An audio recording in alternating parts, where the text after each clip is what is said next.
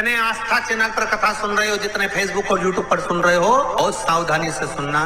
जब जीवन में कहीं समस्या खड़ी हो जाए, कहीं बहुत विकट समस्या है और कोई हल ना मिलता हो जाता है जीवन में कोई कोई घड़ी ऐसी आके खड़ी हो जाती है जहां पर हमको सोचने के लिए भी समय नहीं मिलता। तब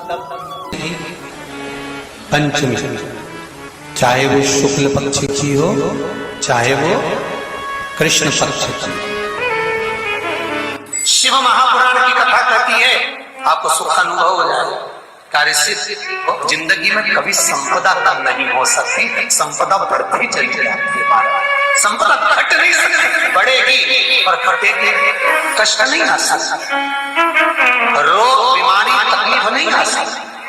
आपके लिए तो लाभदायक है, समझ लो। एक कथा शास्त्र कहता है कि जिसके घर में संपदा की कमी हो, पैसा आ ही नहीं रहा हो, शत्रु उलझ गया हो, बहुत टेंशन चल रहा हो, पंचमी तिथि के दिन गन्ने का रस जानते हो, ईख का रस, गन्ने का रस तुलसी जी के क्यारे में हाथ में लेकर 7 बार अपना नाम और गोत्र बोलकर छोड़ दो।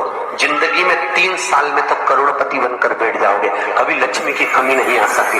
तैयारी में बैठे रहोगे कि फिर पंचमी तिथि आए। कौन सी तिथि? पंचमी।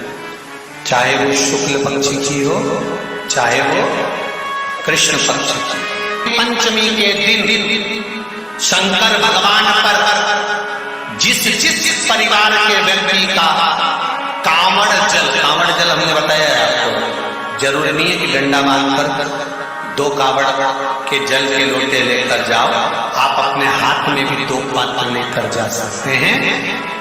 पंचमी तिथि के दिन हाथ में 2 लोटे जल के, 2 कलश जल के जब हम शंकर भगवान को चढ़ाते हैं तो ऊपर जो कमंडल होता है शिव जी के ऊपर जलधारी होती है, जिसमें जया, विषहरा, शामली, बारी, 2 कली और देव, शंकर भगवान की 5 बेटियां जिसमें विराजमान होती हैं। जब हम जल समर्पित करते हैं, हमारे पीढ़ी में, परिवार में अगर कोई अधोगति में मर गया होता है, कुंवारी अवस्था में चले गया होता है, गर्भ में मर गया होता है, गर्भ के बाहर निकल कर भी अगर कुंवारी अवस्था में चले गया होता है, पंचमी पर परिवार का अगर कोई एक व्यक्ति भी जल चढ़ा देता है शंकर भगवान पर, तो सर्प की योनि में नहीं पड़ता, जीव मुक्त हो जाता, प्रेत योनि में सर्प की योनि से मुक्त हो जाता।